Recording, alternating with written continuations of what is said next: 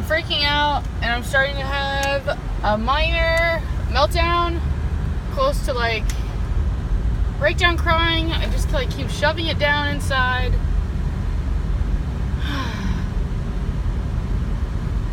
It's like I feel like I'm fighting him in his choice. Like it's as if I feel like he's not doing the right thing. Like he's going against the grind. Like you idiot, couldn't you see that was the way things were supposed to be?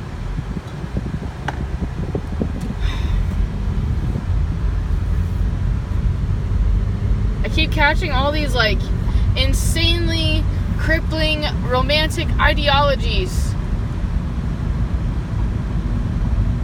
And meanwhile, I lay in silence, refusing to text a single utterance of the way that I was feeling inside to the being directly.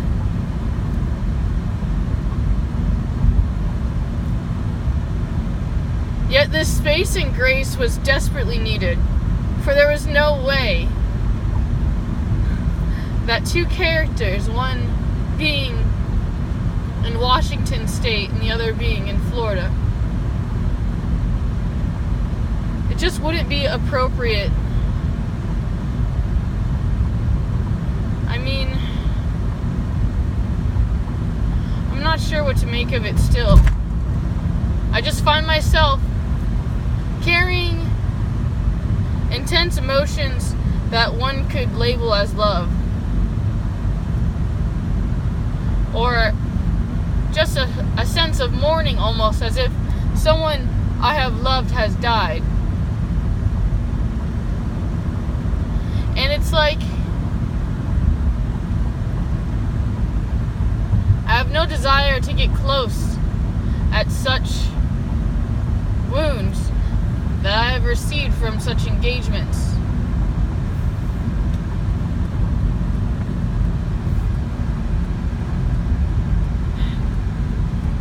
Yet at the same time, I had so many things wrong with me: sexual abuse and trauma and PTSD, borderline personality, DDLG.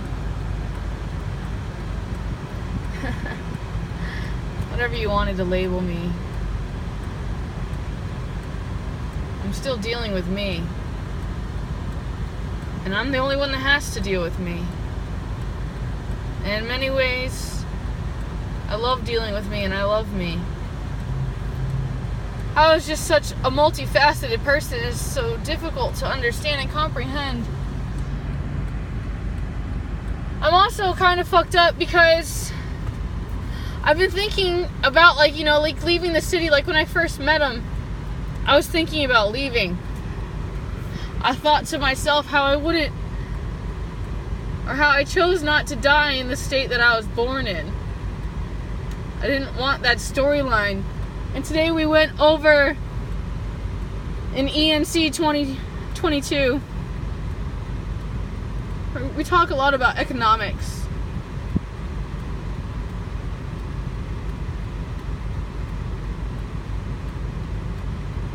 And we also talk a lot about romantic love stories.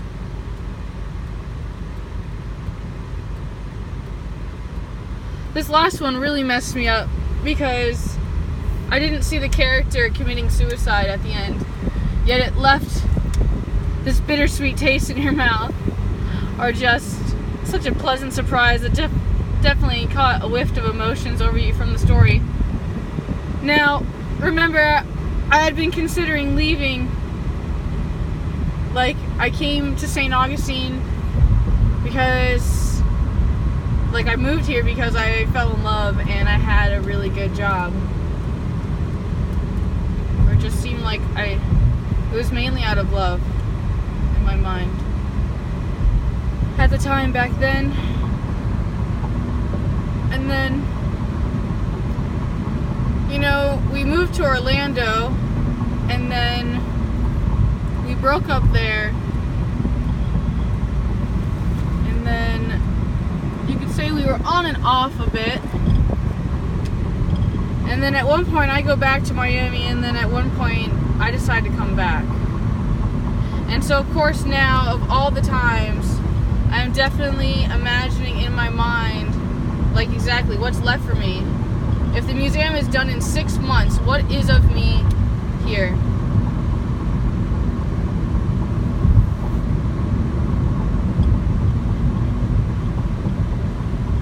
There's no solidity, so perhaps I should just await these next 6 months and keep saving, and then maybe go back to Miami, or just, I'm not really sure what I'm doing now. What's triggering all these things, though, is definitely a slight awakening, one could say, because on my walk home I see a strange silhouette and I instantly recognized who it was. It was, in fact, my ex, John Mitchell Boyer. The main reason why I originally officially moved to St. Augustine. He had me feeling some type of way. All of those emotions are now stripped. There's a lot of distant cold-heartedness, you could say. I noticed because when we gave a hug upon meeting, that it was one of those side hugs and not one where the chakras aligned. Both of us keeping distance, not letting the other inside again, where we have both caused damages and tears to one another. Us both suffering from PTSD. His more so from the military.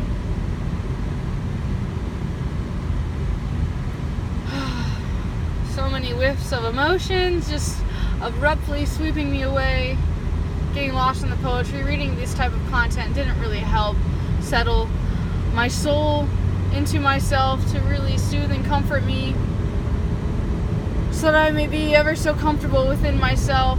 And I found Zachary right as rain, where sure as shit, sometimes being alone in the company of Dennis was better than the idea of being completely alone, for then I may scream and have to face the heartache that I run away from right now. Same thing with the cell phone right now. I thought about putting the phone away and attempting to disconnect for a while, though this journaling and this YouTube thing is just really keeping me in check. It's so tough to keep going right now. Yet that pain that made it tough, I used it to push me forward. Going through a breakup through schoolwork is definitely not easy. And I feel shameful, like it's not really a breakup. So again, like, a lot of this is in my own head that I'm sorting through, that is still striking a nerve of emotion and a response. And I feel like I didn't really get closure either. Or I never really, like, gave time to express, nor was it really wanted, or I guess this is just how breakups go. It's been a while, so, like, I kind of, like, forgot what it's really like. I'm tearing up and it's hard to see. I'm almost home.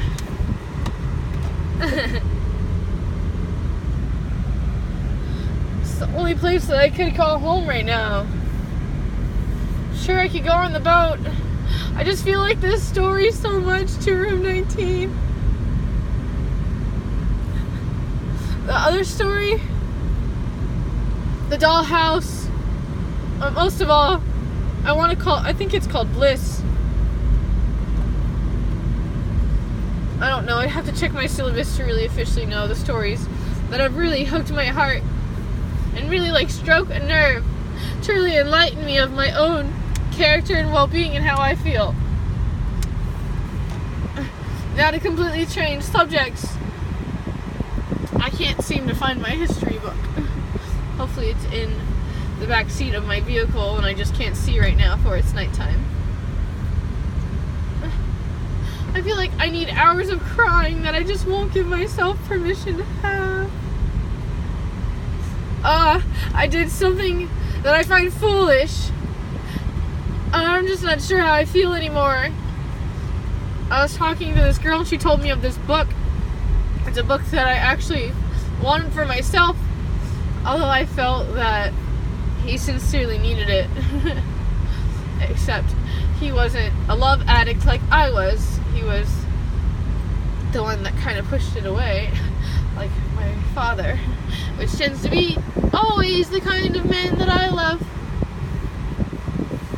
more than anything. The ones that aren't really emotionally available there for me. Like, perhaps I was settling, but I was perfectly content with falling asleep on the telephone every night, and the conversations that we shared, and the little bits of romance here and there. Though I spent a lot of time of the relationship complaining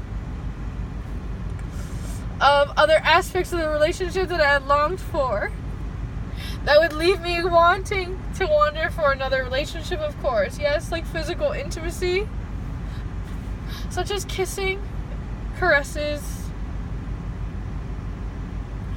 Though at the same time nothing changes, I'm still left with those yearnings. And so many men and women just like force themselves upon me. And yes, perhaps I'm a fool, or I would just rather choose my loneliness than over them. Because it's in my heart, I just know. I will just know when there is the one for me. You can call me crazy. What I liked most of him is that I found that it was the soul that kept me around. It wasn't how he looked, and not that he wasn't charming. It was his mind and his soul, despite his wounds, just like mine, which I at times tore scabs off with encouragement to reassess them and to not really have a scar. I don't really understand. I'm still processing. And honestly, it's like I wasn't processing unless this.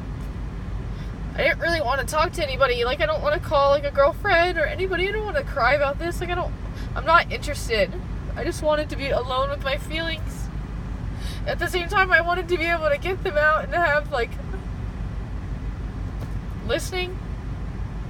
In some ways, I just wanted him to listen. But at the same time, like, I didn't want to talk to him. I'm like laughing and crying at the same time. Like, this is such a release. I'm somewhat frightened at what like life has in store for me. I'm somewhat relieved because I can no longer put those pressures upon him to be that man for me. And in many ways that is relieving for relationships. I can't tell you how many times I've had better relationships with people after there wasn't a romantic type relationship, because they weren't affectionate, or just, there wasn't that kind of interest in me as I had seeked. Could use a tissue.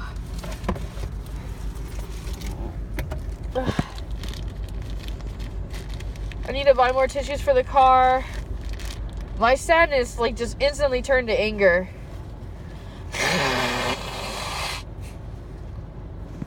In some ways, it would have me take it out on other people.